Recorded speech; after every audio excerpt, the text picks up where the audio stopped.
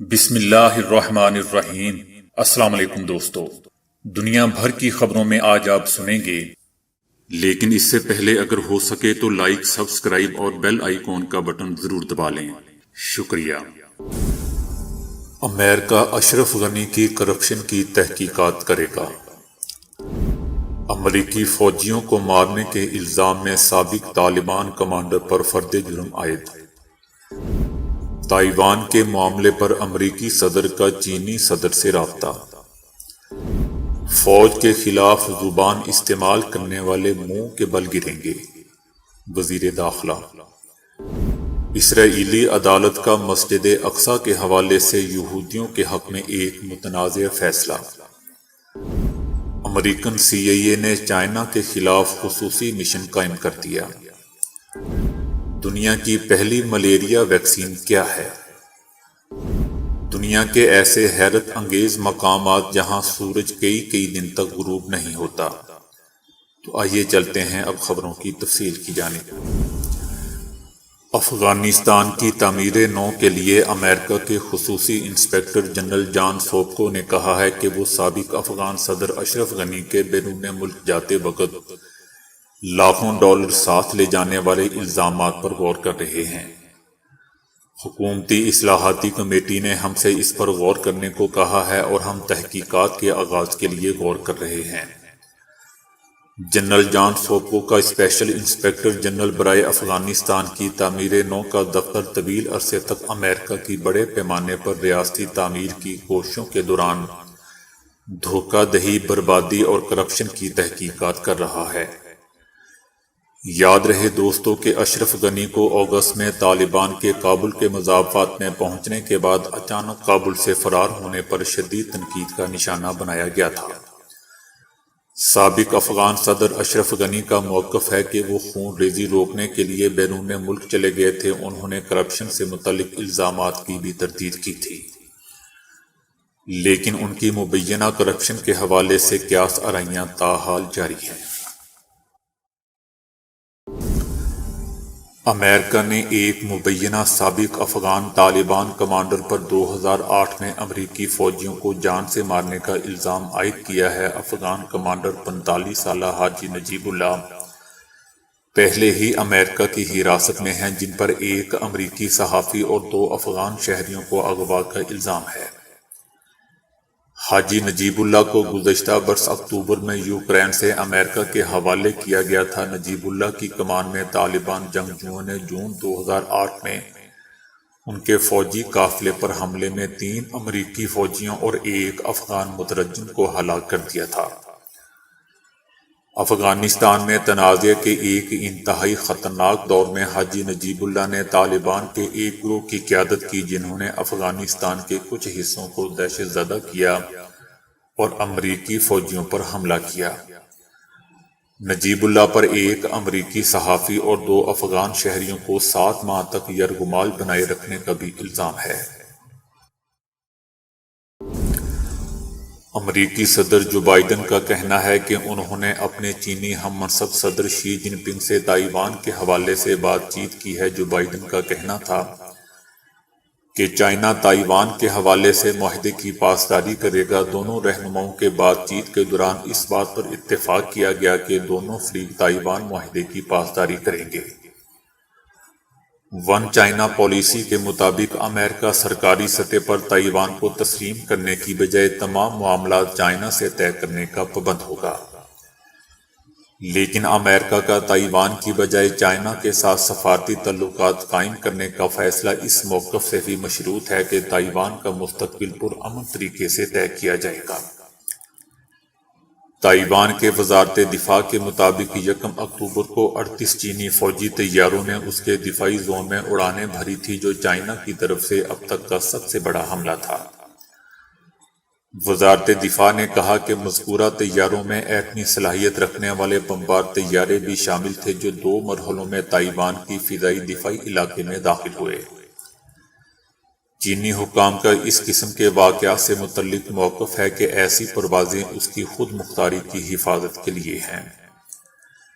یاد رہے دوستو کہ چائنا تائیوان کو اپنا حصہ سمجھتا ہے جبکہ تائیوان خود کو ایک خود مختار ریاست سمجھتا ہے۔ چائنا اور تائیوان سن 1941 کی دہائی میں خانہ جنگی کے دوران تقسیم ہوئے، مگر چائنا کا موقف ہے کہ اگر ضرورت پڑی تو اس جزیرے کو کسی بھی وقت دوبارہ حاصل کر لیا جائے گا۔ وزیر داخلہ شیخ رشید احمد نے کہا ہے کہ آرمی اور حساس اداروں کے خلاف زبان استعمال کرنے والے منہ کے بل گریں گے۔ پاکستان بڑے حساس اور پیچیدہ وقت سے گزر رہا ہے۔ ہمارا سیاستدان مغرب کی طرف دیکھ رہا ہے جبکہ سیاست مشرق کی طرف طلوع ہو رہی ہے۔ یہ پگڑیاں اچھالنے کا نہیں بلکہ سنجیدہ سیاست کا وقت ہے۔ خدا نہ خواستہ افغانستان میں کوئی بحران پیدا ہوا تو ہم بھی متاثر ہوں گے۔ 22 اکتوبر سے سیاست میں تیزی آئے گی۔ یہ 120 دن سیاست میں انتہائی اہم ہے۔ عمران خان سرخرو ہوگا۔ مریم نواز کا اداروں پر تنقید سے متعلق سوال کے جواب میں شیخ رشید احمد کا کہنا تھا کہ یہ ان لوگوں کی سیاسی موت ہے۔ اپوزیشن نے گراؤنڈ پر کوئی کام نہیں کیا، یہ ناکام ہوں گے۔ الیکشن میں 1.25 سال رہ گیا ہے، ملک الیکشن کی طرف جا رہا ہے۔ وزیر اعظم عمران خان کی قیادت میں بھرپور طریقے سے الیکشن لڑیں گے اور جیتیں گے۔ اداروں کے خلاف زبان استعمال کرنے والے منہ کے بل گریں گے۔ الیکشن کے قریب نون لیگ کی نئی صف بندی ہوگی۔ نون لیگ کو 2 کی بجائے 3 گروپس میں دیکھ رہا ہوں۔ اسرائیل کی ایک عدالت نے مسجد اقصی میں عبادت ادا کرنے والے یہودیوں کے حق میں ایک متنازع فیصلہ دے دیا ہے جس پر فلسطین اتھارٹی نے شدید احتجاج کیا ہے۔ اسرائیلی آباد کار ربی نے مسجد اقصی کے مخصوص احاطے میں یہودیوں کے داخلے پر عارضی پابندی کے خلاف عدالت میں درخواست دائر کی تھی۔ عدالت نے اس درخواست پر یک طرفہ اور متنازع فیصلہ سناتے ہوئے اسرائیلی پولیس کو حکم دیا کہ اگر مسجد اقصی میں یہودی عبادت کرتے ہیں تو اسے مجرمانہ فعل نہ سمجھا جائے اور نہ ہی انہیں روکا جائے۔ دوستو یاد رہے کہ 1994 میں عمان اور اسرائیل کے درمیان معاہدے کے تحت مسجد اقصی کے مخصوص احاطے میں یہودیوں کو عبادت کی اجازت نہیں ہوگی۔ اس حصے میں صرف مسلمان ہی نمازیں ادا کریں گے، جبکہ یہودی قریبی مغربی دیوار پر عبادت کر سکتے ہیں۔ عدالتی فیصلے پر احتجاج کرتے ہوئے فلسطینی وزیر اعظم محمد ابراہیم نے امریکہ سے مطالبہ کیا کہ وہ مخصوص احاطے میں یہودیوں کو داخل ہونے سے روکنے کے لیے اپنا کردار ادا کریں۔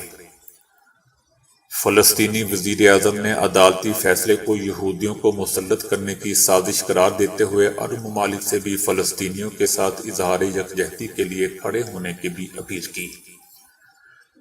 اردن نے بھی عدالتی فیصلے کو عمان اور اسرائیل کے درمیان امن معاہدے اور مسجد اقصی کی تاریخی اور قانونی حیثیت کی سنگین خلاف ورزی قرار دیا ہے۔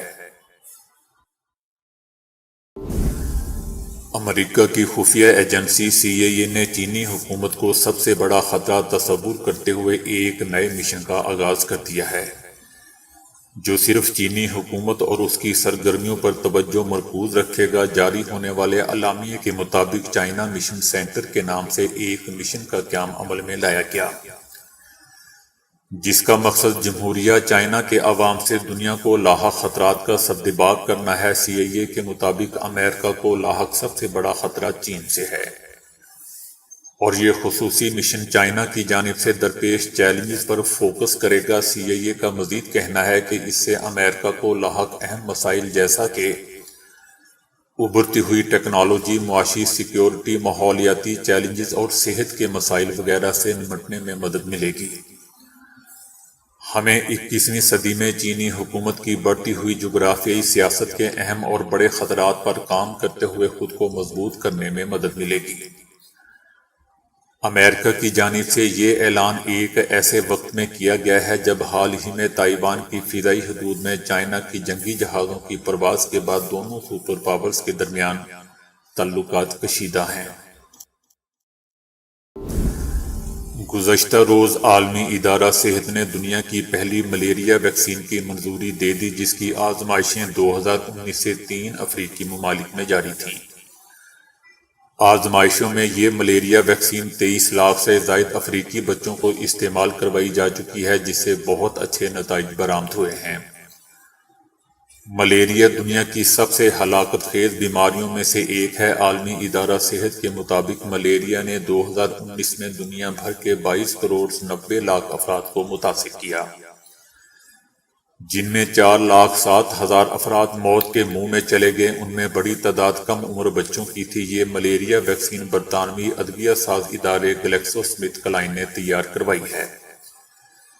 اس کا مکمل کورس 4 خوراکوں پر مشتمل ہے، جو چھوٹے انجیکشن کے ذریعے 6 ہفتے سے 17 مہینے تک بچوں کو لگائی جاتی ہیں۔ دوستو، بتاتا چلوں کہ یہ ویکسین 1987 میں بنا لی گئی تھی، لیکن اسے طویل مرحلہ وار آزمائشوں سے گزار کر 34 سال بعد منظور کیا گیا ہے۔ یہ ملیریا کے باعث بیمار پڑنے اور مرنے والے افراد کی تعداد میں 30% تک کم کر سکتی ہے۔ خوش قسمتی سے پاکستان کا شمار دنیا کے ان حصوں میں ہوتا ہے جہاں پر سال میں 4 موسم اپنی پوری رونقوں کے ساتھ آتے ہیں۔ اس سرزمین پر سورج اپنی پوری آب و تاب کے ساتھ دن بھر چمکتا ہے اور اس کے بعد چندہ ماموں کے لیے جگہ چھوڑ کر غروب ہو جاتا ہے، تاکہ چاند تارے بھی آسمان پر چمک کر ہیرے موتیوں کی طرح اس کو سجا سکیں۔ مگر اس دنیا کے کچھ حصے ایسے بھی ہیں جن کو یہ نعمتیں حاصل نہیں ہیں، اور اگر وہاں سورج نکلتا ہے تو ڈوبنا بھول جاتا ہے، اور اگر ڈوب جاتا ہے تو اس کے طلوع ہونے کے انتظار میں مہینوں کی رات ان حصوں پر طاری ہو جاتی ہے۔ مثلا ناروے کو آدھے سورج کی سرزمین کہا جاتا ہے۔ ناروے میں سولباد نامی ایک ایسی جگہ ہے جہاں مئی، جون اور جولائی کے درمیان کے 76 دن مستقل طور پر سورج چمکتا رہتا ہے۔ اس علاقے میں سورج ایک پل کے لیے بھی غروب نہیں ہوتا ہے، اس وجہ سے لوگ دن رات کا فیصلہ اپنے گھڑیوں کے مطابق کرتے ہیں۔ دنیا بھر کے سیاح ان دنوں اس جگہ پر آتے ہیں اور سورج کے 24 گھنٹے چمکنے کا نظارہ دیکھتے ہیں۔ کینیڈا کے شمالی مغربی حصے میں بھی نیویارک نامی ایک چھوٹا سا شہر موجود ہے، جہاں پر گرمی کے موسم میں پورے 50 دن تک دن کا ہی سما ہوتا ہے، کیونکہ اس شہر میں سورج پورے 50 دن تک نہیں ڈوبتا۔ اس کے علاوہ اس علاقے کی ایک اور خصوصیت یہاں کی سردی کے موسم میں دسمبر میں ہونے والے 30 دن کی طویل رات بھی ہے، جہاں پر پورے 1 مہینے سورج طلوع بھی نہیں ہوتا۔ آئس لینڈ برطانیہ کے بعد دنیا کا سب سے بڑا جزیرہ نما ملک ہے، جو کہ خوبصورت مناظر کے باعث دنیا بھر کے سیاحوں کو اپنی طرف متوجہ کرتا ہے۔ مگر جون کا مہینہ اس ملک کے لیے اس حوالے سے بھی بہت اہم ہوتا ہے کہ اس پورے مہینے میں اس ملک میں سورج دن رات اپنی پوری تمازت کے ساتھ چمکتا رہتا ہے۔ الاسکا دنیا بھر کے لوگوں کی توجہ کا مرکز سال میں 2 بار بن جاتا ہے، جبکہ مئی سے جولائی کے دوران گرمی کے موسم میں یہاں پر ایک پل کے لیے بھی سورج غروب نہیں ہوتا اور مستقل دن کا سما ہوتا ہے، جبکہ نومبر کے آغاز کے ساتھ ہی اس علاقے کی پولر نائٹ کا آغاز ہو جاتا ہے، جو کہ 60 دن طویل ہوتی ہے اور 2 مہینوں تک یہاں پر سورج کی ایک کرن بھی داخل نہیں ہوتی اور یہ علاقہ تاریکی میں ڈوبا رہتا ہے۔ فن لینڈ چھوٹے چھوٹے سینکڑوں جزیروں پر مشتمل ملک اس حوالے سے کافی مشہور ہے کہ یہاں پر گرمیوں کے موسم میں پورے 73 دن تک صرف دن ہی ہوتا ہے۔ یہاں پر سورج کے غروب نہ ہونے کے سبب رات نہیں ہوتی اور دنیا بھر کے سائنسدان قدرت کے اس معجزے کے حوالے سے تحقیق کرنے اس ملک میں جمع ہوتے ہیں۔ تو دوستو، ابھی کے لیے اتنا ہی۔ ویڈیو کو لائک اور شیئر کرنے کا بہت بہت شکریہ۔